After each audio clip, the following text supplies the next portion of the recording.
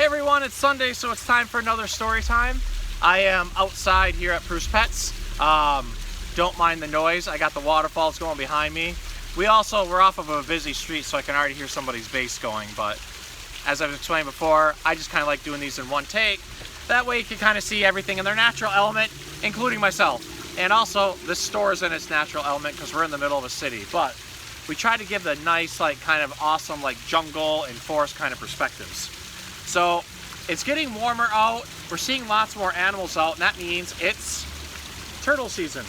So there's a lot of things going on when we find turtles. We have a lot of people come in, they're like, I found a turtle, can I keep it as a pet? And really, turtles are a lot of work, and it's also technically illegal to own a native species. So really, if you find a turtle out in the wild, you should let them go on their way. But that brings up a couple kind of cool points.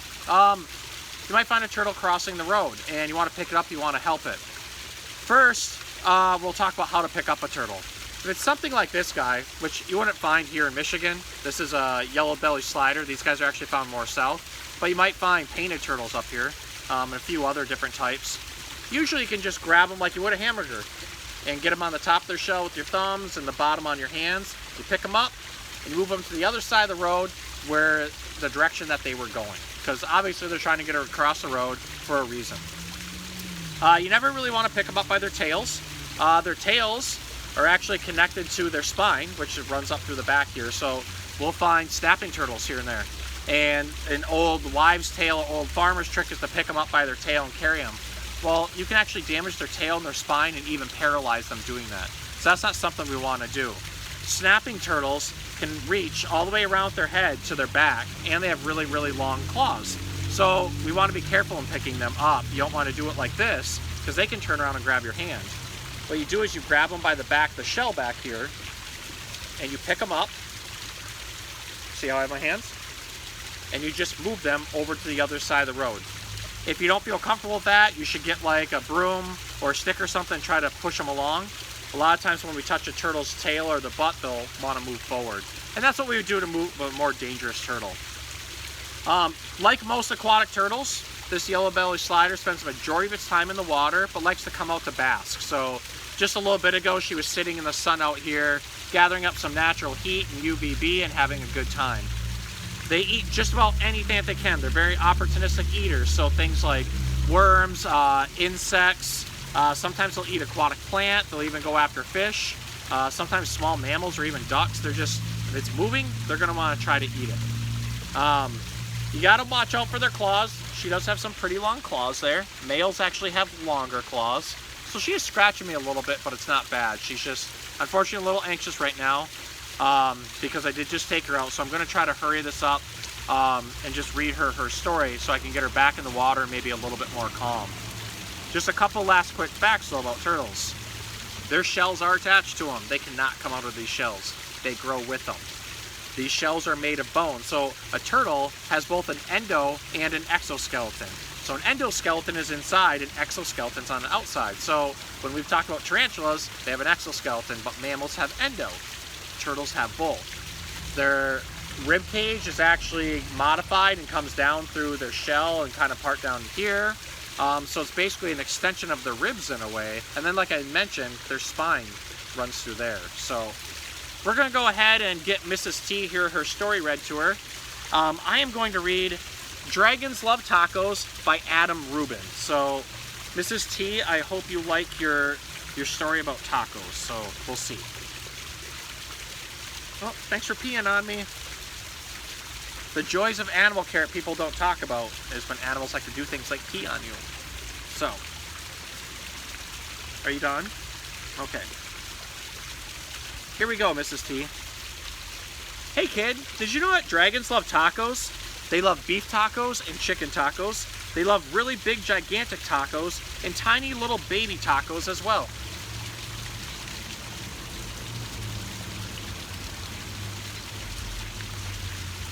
Why do dragons love tacos?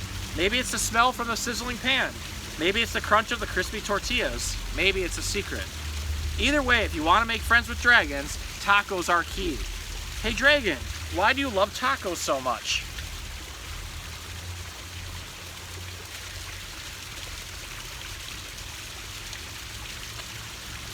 But wait, as much as dragons love tacos, they hate spicy salsa even more.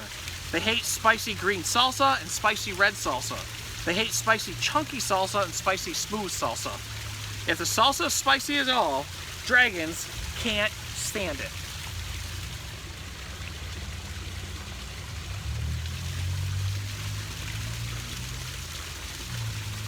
Why do dragons hate spicy salsa? Well, just one drop of hot sauce makes a dragon's ears smoke. Just one single speck of hot pepper makes a dragon snort sparks. Spicy salsa gives dragons the tummy troubles. And when dragons get the tummy troubles, oh boy. If you want to make tacos for dragons, keep the toppings mild. Tomatoes, lettuce, cheese, these are all good toppings for dragons. And Mrs. T just peed all over the book. So, it's already on my pants. I'm going to wipe it on my pants. Thanks, Mrs. T.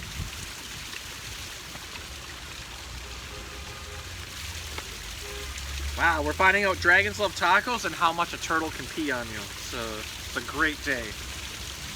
Hey, dragon, how do you feel about spicy taco toppings?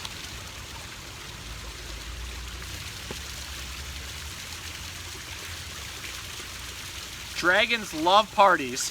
They like costume parties and pool parties. They like big gigantic parties with accordions and tiny little parties with charades. Why do dragons love parties? Maybe it's the conversation. Maybe it's the dancing. Maybe it's the comforting sound of a good friend's laughter.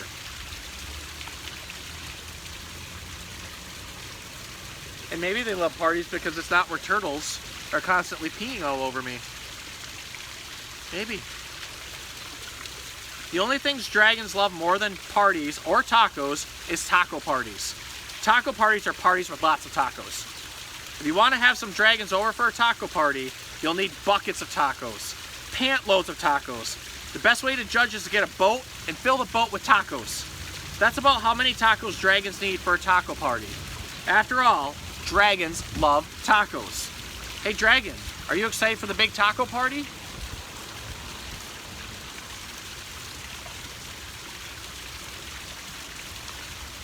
Just remember, dragons hate spicy salsa. Before you host your taco party with dragons, get rid of all the spicy salsa. In fact, bury the spicy salsa in the backyard so the dragons can't find it.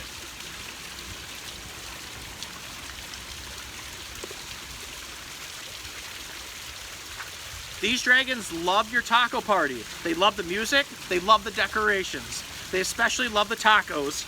Congratulations.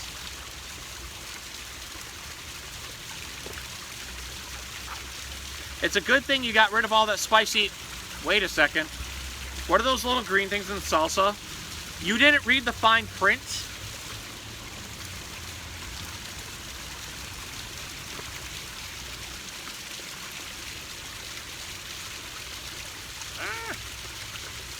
Here we go.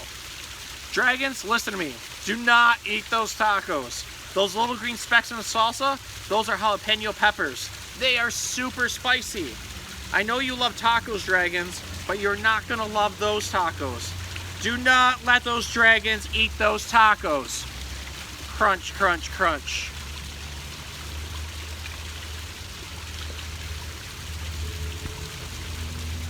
Too late.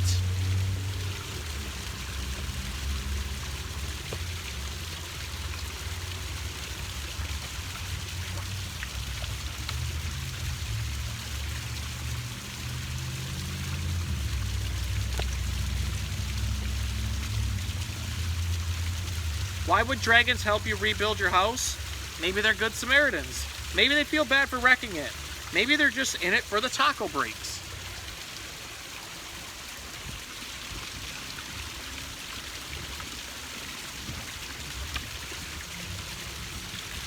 After all, dragons love tacos.